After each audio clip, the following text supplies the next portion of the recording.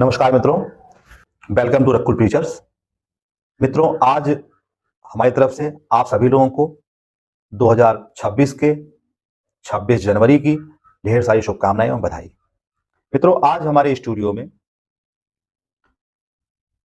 महाराजा college के vice principal Shri Pranav Prasad Pandey ji, जो संविधान के और कानून के जानकार हैं, आज हम इनका अपने स्टूडियो में हार्दिक स्वागत और अभिनंदन करते हैं। थैंक यू सर कि आप समय निकाले यहाँ के लिए। मित्रों, आज हम लोग 26 जनवरी के बारे में जानकारी जो है आपसे लेंगे और इस पर चर्चा करेंगे। पांडे जी, आपका हमारे स्टूडियो में बहुत बहुत स्वागत है। पांडे जी, हम ये जानना चाहते हैं कि 26 जनवरी 2026 को इस बार कौन सा गणतंत्र दिवस मनाया जा रहा है? सबसे पहले हमारी तरफ से आपके स्टूडियो के सभी सदस्यों को, देश के सभी नागरिकों को, बच्चों को, विशेषकर बच्चों को गणतंत्र दिवस के अवसर पर ढेर सारी शुभकामनाएं, बधाइयां, आशीर्वाद। ऐसे सेशन वास्तव में बार बार कराए जाने चाहिए। ये जो हमारी लाइनें होंगी या जो भी इस विषय में कुछ बोलना चाहते हैं अपने बच्चों के लिए, अपने युवाओं के लिए, देश के नागरिकों के लिए, ये वास्तव में किसी देश में राष्ट्रीयता, राष्ट्रवाद के विकास के लिए बहुत महत्वपूर्ण होता है। वास्तव में जो ये 26 जनवरी 2026 आज हम लोग मना रहे हैं, वो दिवस के रूप में यह 77वां दिवस है। अगर हम वर्षगांठ लेते हैं तो वर्षगांठ में एक कम हो जाता है 76, अर्थात ये वर्षगांठ जो है कम क्यों हो जाता है? नहीं, उसका रीजन है। ऐसे मान लीजिए हम 26 जनवरी 1950 को हमने अपना प्रथम स्वाधीन गणतंत्र दिवस मनाया। 26 जनवरी 1950 को हमने प्रथम गणतंत्र दिवस मनाया, तो वर्षगांठ एक साल बाद ही तो आएगी, इसलिए दिवस तो एक बढ़ जाएगा और वर्षगांठ एक कम हो जाएगी, क्योंकि जो अगला दिवस आएगा वह वर्षगांठ के रूप में एक वर्ष बाद आएगा। इसलिए तो सामान्य सी बात है, केवल वो समझने का फेर होता है। वर्षगांठ का मतलब एक वर्ष बाद।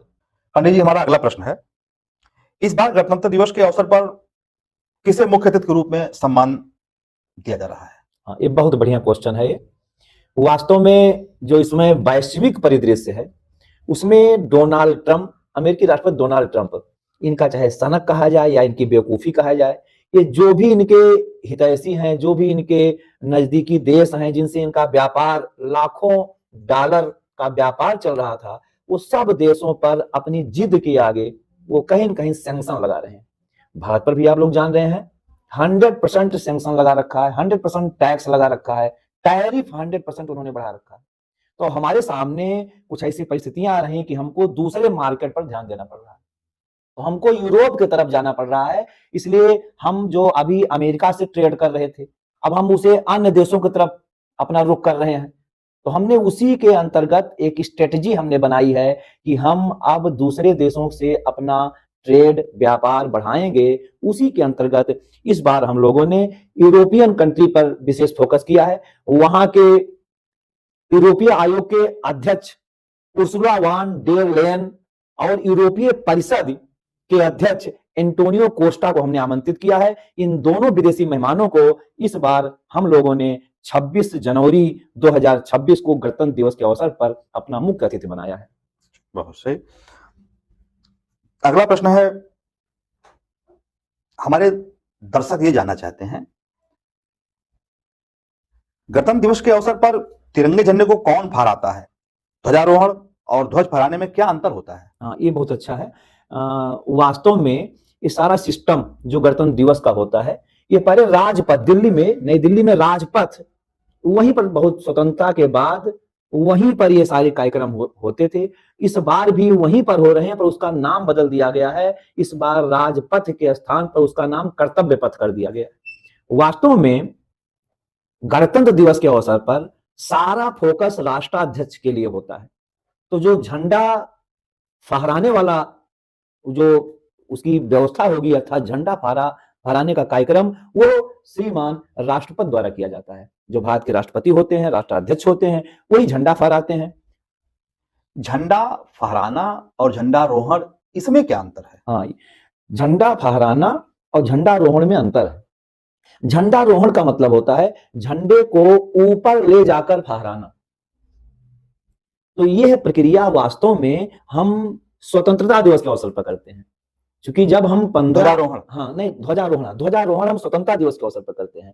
जब हम आजाद हुए हाँ, जब हम आजाद हुए थे पहली बार, हमने जब 15 अगस्त 1947 को अंग्रेजों का झंडा उतार कर भारतीय तिरंगा झंडा हमने उसको ऊपर ले जाकर फहराया था, तो उस प्रक्रिया को हम झंडारोहण जो भी आप कहिए, उसको हम ध्वजारोहण कहते हैं या झंडारोहण कहते हैं। और झंडा फहराना और झंडा फहराना, चूंकि एक बार जो हमने अंग्रेजों का ध्वज, हमने अंग्रेजों का जो ये झंडा था उसको हमने हटा दिया और अपना झंडा वहां लगा दिया, तो 15 अगस्त स्वतंत्रता दिवस को हम झंडारोहण करते हैं।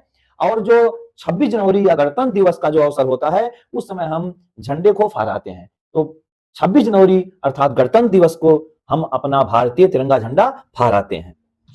पंडित जी, अगला प्रश्न है, 26 जनवरी के अवसर पर देश अपने सैन्य बल की परेड और विभिन्न राज्यों की झलकियों को प्रदर्शित करने का उद्देश्य क्या होता है और यह कहाँ होता है? हाँ, ये बहुत अच्छा क्वेश्चन है आपका। वास्तव में ये जो गणतंत्र दिवस का अवसर होता है, इसमें हम अपने पड़ोसी देशों को या विश्व के परिदृश्य में हम अपने आप को ये जो हमारी ताकत है, जो हमारी सैन्य क्षमता है, इसका हम प्रदर्शन करते हैं।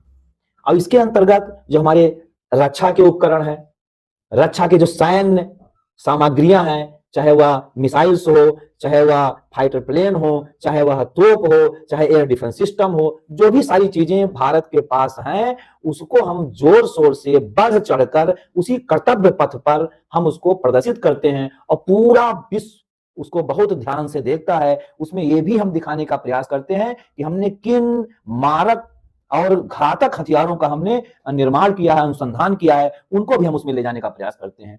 इससे हम अपने आप को अन्य देशों के समक्ष एक अपनी संप्रभुता को रखने का प्रयास करते हैं।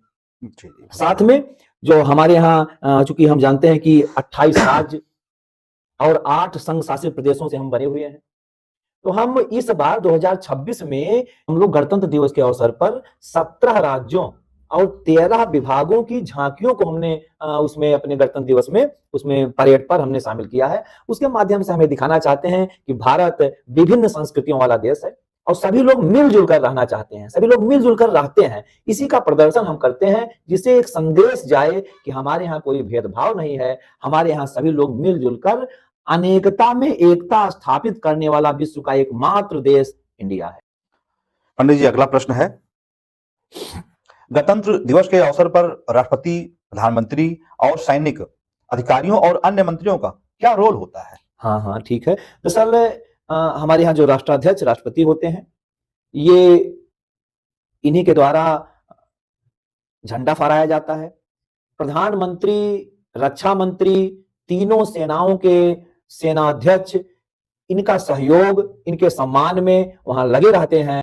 एक प्रकार से ये सभी लोग राष्ट्राध्यक्ष अर्थात राष्ट्रपति के सम्मान में उनके साथ लगे रहते हैं। सबका अपना अपना प्रोटोकॉल होता है, उसी प्रोटोकॉल के तहत राष्ट्रपति को सहयोग प्रदान करते हैं।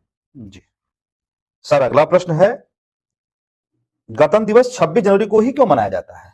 हाँ, ये बहुत महत्वपूर्ण क्वेश्चन है कि गणतंत्र दिवस 26 जनवरी को ही मनाया जाता है। क्यों? वास्तव में ये जो 26 जनवरी का दिन है, ये हमारे लिए बहुत ऐतिहासिक है। 1929 में 31 दिसंबर 1929 में भारतीय राष्ट्रीय कांग्रेस ने, जिसने पूरे भारत को आजादी अंग्रेजों से दिलाई थी, उस राष्ट्रीय कांग्रेस ने लाहौर में रावी नदी के तट पर पहली बार कांग्रेस के मंच से भारतीय तिरंगा लहराया गया, फहराया गया, इंकलाब के नारे लगाए गए और यह घोषणा की गई कि पूर्ण स्वराज और स्वतंत्रता दिवस मनाने का संकल्प लिया गया। उस मीटिंग में वास्तव में यह निर्णय लिया गया था कि हम लोग प्रत्येक 26 जनवरी को अपना स्वतंत्रता दिवस मनाएंगे और अगले वर्ष 26 जनवरी 1930 को प्रथम स्वाधीनता दिवस भारतीय राष्ट्रीय कांग्रेस के द्वारा मनाया गया। उसी दिन को हम लोगों ने महत्वपूर्ण और ऐतिहासिक बनाने के लिए 26 जनवरी प्रत्येक 26 जनवरी को हम गणतंत्र दिवस मनाते हैं, क्योंकि हमारे जो क्रांतिकारी थे, हमारे स्वतंत्रता संग्राम सेनानी थे, उनको हम रिस्पेक्ट देने के लिए, चूंकि उन्होंने एक संकल्प लिया था कि प्रत्येक 26 जनवरी को हम स्वतंत्रता दिवस मनाएंगे, और चूंकि स्वतंत्रता दिवस हमने 15 अगस्त को मना लिया, तो हम उस दिन को कैसे महत्वपूर्ण बनाएं, तो हम जब अपना संविधान लागू किए, अपना गणतंत्र मनाए, तो उसको हमने गणतंत्रता दिवस के रूप में 26 जनवरी को मनाना शुरू कर दिया। डेट को हम छोड़े हाँ, नहीं। उस डेट को हम छोड़े नहीं, उस डेट को हम इंपॉर्टेंस देना चाहते थे, क्योंकि हमारे स्वतंत्रता संग्राम सेनानियों का वह संकल्प था। हम अपने स्वतंत्रता संग्राम सेनानियों के संकल्प को भुलाने वाले नहीं हैं। बहुत बढ़िया। पंडित जी, अगला प्रश्न है, भारतीय संविधान क्या है और इसे कब लागू किया गया? ये वास्तव में बहुत बढ़िया क्वेश्चन है। हर देश का अपना संविधान होता है, तो भारत का भी अपना संविधान है। संविधान वास्तव में किसी देश के प्रिंसिपल होते हैं, मूलभूत कानून को हम उस देश का संविधान कहते हैं। उसी मूलभूत कानून से पूरे देश का सिस्टम चलता है, तो भारत का संविधान भी उसी के अंतर्गत आता है। भारत का संविधान 26 जनवरी 1950 को लागू किया गया, और तब से आज तक यह बहुत शानदार ढंग से चल रहा है। वहीं हमारे पड़ोसी देशों के जो संविधान बने थे, चाहे पाकिस्तान हो चाहे अन्य देश हो, कितने बार वहां पर संविधान को तोड़ा गया, संविधान का अपहरण कर लिया गया। तो हमारा जो संविधान है वो वास्तव में विश्व का सबसे बड़ा संविधान है, लिखित संविधान है, और पूरे भारतवर्ष के नागरिक उसका सम्मान करते हैं और उसका पालन करते हैं। तो बहुत धन्यवाद। अगला प्रश्न है पांडे जी, गणतंत्र का क्या अर्थ है? हाँ, वास्तव में जो गणतंत्र शब्द है वह राष्ट्राध्यक्ष के लिए प्रयोग किया जाता है, कि जो वहां का राष्ट्राध्यक्ष है वह चुना हुआ है, वंशानुगत है, परंपरागत है, तो उसके संदर्भ में राजतंत्र गणतंत्र के रूप में लिया जाता है। गणतंत्र का मतलब होता है कि राष्ट्राध्यक्ष वो लोगों द्वारा चुना गया हो, वह परंपरागत या वंशानुगत ना हो। तो जो हमारा राष्ट्रपति है वही हमारे गणतंत्र का मुखिया है, और वह चुना हुआ होता है। तो गणतंत्र का मतलब आम जनता द्वारा, आम नायकों द्वारा, लोकतांत्रिक व्यवस्था के द्वारा वह चुना गया राष्ट्राध्यक्ष हो, जो एक निश्चित अवधि के लिए उस पद पर आसीन रहे। जैसे भारत में 5 साल निर्धारित किया गया है, तो वो गणतंत्र का मुखिया माना जाता है जी। अगला प्रश्न पंडित जी, गणतंत्र दिवस और स्वतंत्रता दिवस में क्या अंतर है? हाँ, ये भी बहुत बढ़िया क्वेश्चन है आपका। गणतंत्र दिवस और स्वतंत्रता दिवस में क्या अंतर है? वास्तव में जिस दिन हम लोग स्वतंत्र हुए थे अंग्रेजों से, तो 15 अगस्त 1947 को हम अंग्रेजों से स्वतंत्र हुए, इसलिए उस दिन को हमने स्वतंत्रता दिवस के रूप में मनाया। आजादी का दिन हमने आजादी का दिन, जिस दिन हम आजाद हुए थे, पर ना तो हमारा संविधान बना हुआ था, ना हमारी अपनी ये कोई जो राष्ट्र के अध्यक्ष थे वो भी हमारे अपने नहीं थे। हम भले स्वतंत्र हो गए थे, अंग्रेजों से हम पृथक हो गए थे, और हम अभी उन्हीं की व्यवस्था को अपने यहाँ लागू कर रखे थे। वायसराय हमारे अंग्रेजों द्वारा नियुक्त किए ही उस समय हमारे यहाँ काम कर रहे थे। तो हम 26 जनवरी, चूंकि हमारा 26 जनवरी 1949 को संविधान बनकर तैयार हुआ, और 2 महीने बाद हमने, क्योंकि हमको हमने अभी इसके पहले आपसे चर्चा किया था, बताया था कि 26 जनवरी को हमारे स्वतंत्रता संग्राम सेनानियों ने स्वतंत्रता दिवस मनाया था, और हम लोगों ने स्वतंत्रता दिवस 15 अगस्त को मना लिया। तो अब हमारे सामने यह था कि हमारा संविधान 26 नवंबर 1949 को बनकर तैयार हो गया, फिर भी हमने उस दिन पूरा संविधान लागू नहीं किया। हालांकि संविधान की कुछ धाराएं उसी दिन हमने लागू कर दी, और प्रत्येक 26 नवंबर को हम संविधान दिवस के रूप में मनाते हैं जी। किंतु हमने पूरा संविधान उस 2 महीने खसका दिया कि हम पूरे संविधान को 2 महीने 26 जनवरी के दिन लागू करेंगे, और उसी दिन अपना हम गणतंत्र दिवस मनाएंगे। स्वतंत्रता दिवस तो हमने मना लिया था, तो 26 जनवरी को हम लोगों ने गणतंत्रता दिवस के रूप में मनाने का संकल्प लिया, और उसी दिन हमने अपना पूरा संविधान लागू कर दिया और संविधान के अंतर्गत रहने का फैसला किया। हमने अपना कानून चालू कर दिया। अपना कानून चालू कर दिया। हमारे राष्ट्राध्यक्ष अपने हो गए, हमारी सरकार अपनी हो गई। इसका पहले हमारे अंतरिम सरकार काम करती थी, अंग्रेजों में, चूंकि वो भले हम स्वतंत्र हो गए थे, पर हमने अपनी फाइनल सरकार नहीं बनाई थी, हम अंतरिम सरकार के रूप में काम कर रहे थे, जो संविधान सभा का निर्माण, चूंकि संविधान सभा बनी हुई थी, संविधान का निर्माण हो रहा था। हमारा भारतीय संविधान 2 साल 11 माह 18 दिन में बनकर तैयार हुआ। तो वो जो संविधान के मेंबर थे, उन्हीं में से पंडित जवाहरलाल नेहरू और अन्य लोग मिलकर एक अंतरिम सरकार का गठन भी कर रखे थे। तो वो जब संविधान का निर्माण करते तो संविधान सभा के मेंबर कहलाते थे, और जब वो सरकार चलाते थे तो वह अंतरिम सरकार के रूप में काम करते थे। दोनों काम चल रहा था। तो ये सारी चीजों का समापन 26 जनवरी 1950 को हम लोगों ने अपना संविधान लागू करके किया। जी पांडे जी, इस ब्रॉडकास्ट में हम लोगों ने 26 जनवरी के बारे में बहुत सारी चर्चाएं की।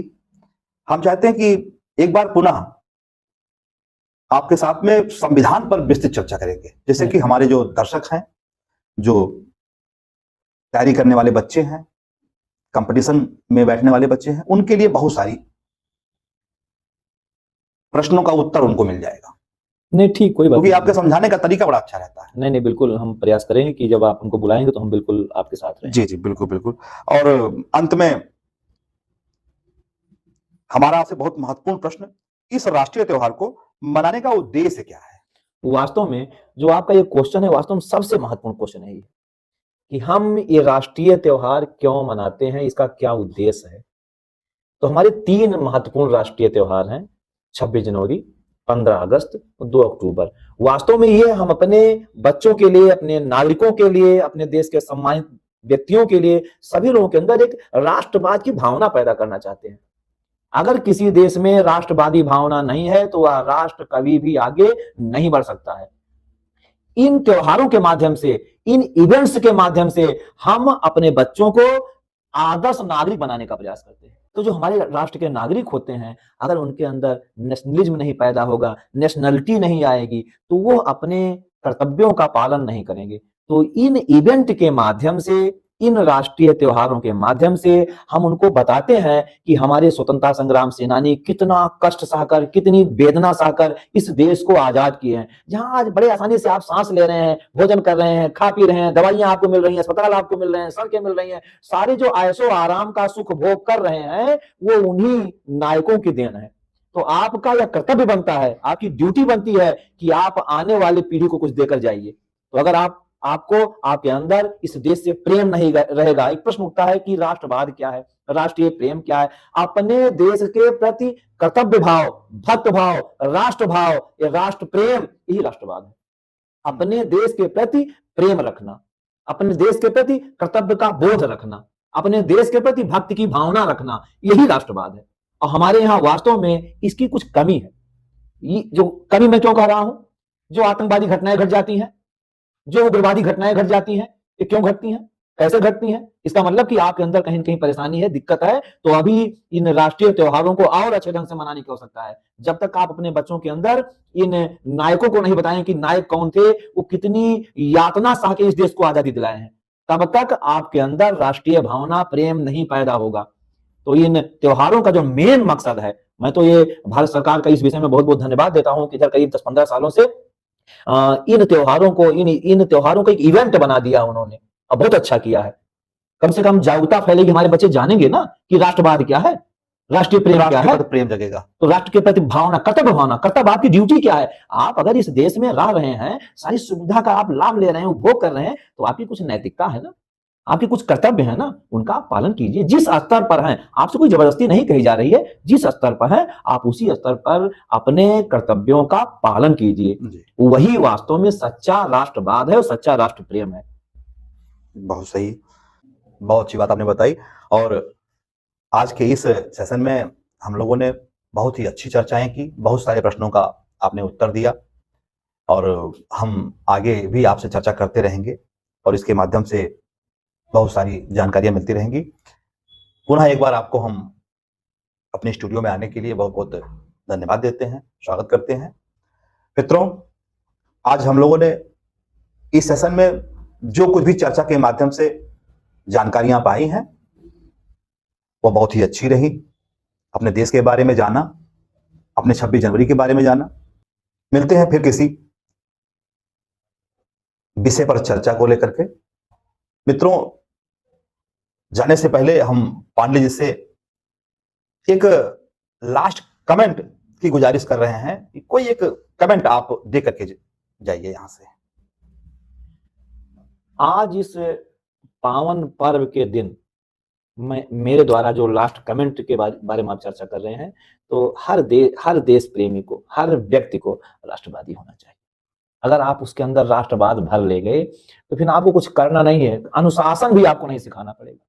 अगर वो अति राष्ट्रवादी ना हो, राष्ट्रवादी होना चाहिए। अपने देश के साथ प्रेम करने के साथ साथ वह अन्य देशों के साथ भी अच्छी भावना रखे। यही वास्तव में राष्ट्रवाद की असली परिभाषा है। जी और आपने सर हमको बुलाया और इन विषयों पर हमने अपनी बेबाक राय रखी। कहीं हमने मान लीजिए किसी वक्तव्य से किसी व्यक्ति को, किसी समूह को, किसी संस्था को, किन्हीं लोगों को अगर ठेस पहुंची है, तो हम चूंकि बेबाक राय देने वालों में गिने जाते हैं, तो उसके लिए हम क्षमा चाहते हैं।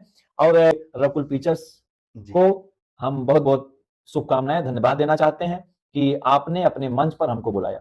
जी बहुत बहुत स्वागत थैंक है। यू, थैंक यू, धन्यवाद, धन्यवाद सर। चलिए, भारत माता की जय। जय वंदे मातरम। मातरम, वंदे मातरम।